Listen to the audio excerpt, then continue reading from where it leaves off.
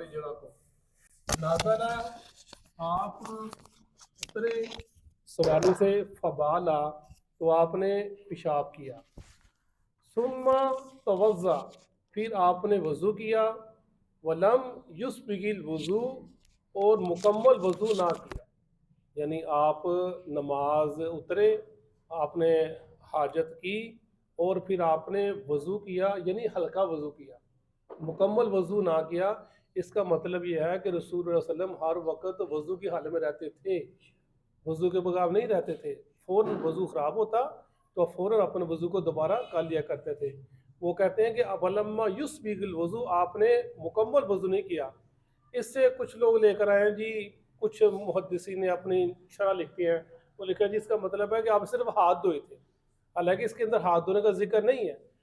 تھوڑا وضو کیا، مکمل وضو نہ کیا، کیونکہ آگے لفظ آتے ہیں فقلت، بس میں نے کہا الصلاۃ یا رسول اللہ، اللہ کے نبی نماز پڑھی ہے. یعنی اس کے بعد آپ نے وضو کیا تو صحابی نے کہا نا نماز پڑھی ہے. اگر آپ وضو نہ کرتے تو صحابی نے نہیں کہنا تھا بس نماز پڑھی ہے.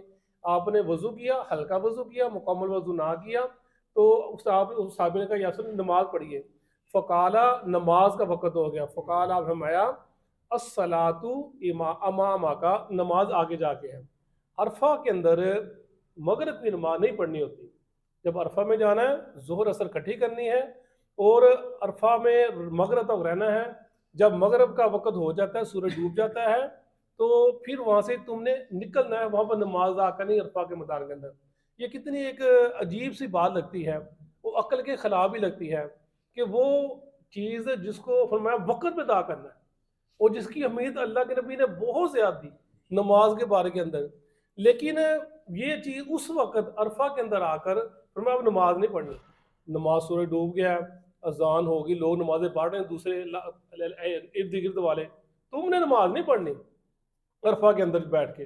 اب تم نے یہاں سے کوچ کرنا، نکلنا یہاں سے. یعنی یہ کیسی ایک عقل بات تو مانتی نہیں ہے. اس کا مطلب ہے کہ عقل کو دین کے تابع کرنا ہے.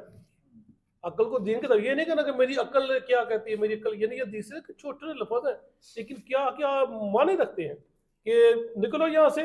وہ کیا آپ پھر وہاں سے نکلتے ہیں حاجی اور پھر مزدلفے میں آ کر کیا کرتے ہیں، وہاں پر آ کر مغرب عشاء کٹھی کر کے پڑھتے ہیں مزدلفے کے اندر.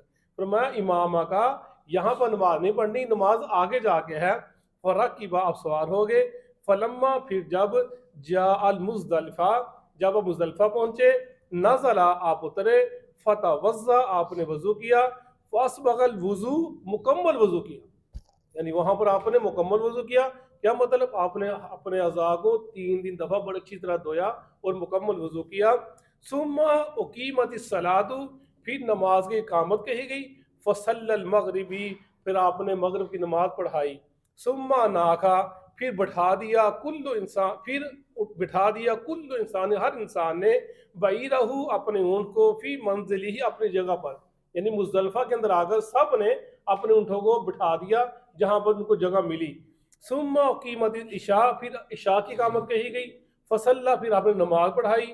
ولم یصلی بینہما، اور ان دونوں کے درمیان کوئی نماز نہ پڑھی. یعنی آپ نے مزدلفہ کے اندر آ کر مغرب عشاء پڑھائی اور لیکن کوئی نفلی نماز نہ پڑھی، آپ نے فرض ادا کیے. امام بخاری اس حدیث کو لے کر آئے ہیں کہ وضو کو اچھی طرح کرنا بھی جائز ہے. کیوں؟ ہر دفعہ ہر وقت حالات ایک جیسے نہیں ہوتے. کبھی حالات کسی طرح کے ہوتے ہیں، کبھی حالات کسی طرح کے ہوتے ہیں. تو پیچھے ہم نے پڑھا جب حالات اس طرح کے ہوں کہ پانی کی کمی ہے تو تم اپنے وضو کو مختصر کر لیا کرو، پانی کو ضائع نہ کرو. ایک ڈول ہے، ایک بالٹی ہے، کچھ تھوڑا ایک مشکیزہ ہے، اس کے اندر لوگ زیادہ ہیں، تھوڑا تھوڑا پانی سب استعمال کر لو. یہ نہیں کہ تم مال کے دھونا شروع کر دو اور پانی ختم ہو جائے باقی نماز ہی رہ جائے. یعنی حالات جس طرح کے بھی ہوں. اب اگر حالات ہیں کہ ایسے ہیں کہ تمہارے اوپر مٹی لگی ہے، ہاتھ وہ گندے ہیں اور تمہیں ضرورت ہے، وقت کی بات ہے، وقت کی بات ہے، حالات کی بات ہے، تمہاری اس وقت ضرورت ہے اور پھر صفائی جس طرح ایمان ہے، تو پھر تم نے کیا کرنا ہے؟ الانقاء، اپنے ہاتھوں کو مسل کے دھونا ہے، اچھی طرح دھونا ہے، مٹی اتارنی ہے منہ سے، پاؤں سے، ہاتھوں سے. امام بخاری حدیث لے کر آئے ہیں. وضو میں تخفیفی کی جا سکتی ہے، ہلکا وضو ایک دفعہ دھونا، پانی کو صرف بہا دینا اور اچھی طرح دھونا، دونوں طرح سے. جیسے حالات ہوں انسان کو ویسے اپنے معاملات کو اختیار کرنا چاہیے. یہ حدیث لے کر آئے ہیں. صدق اللہ.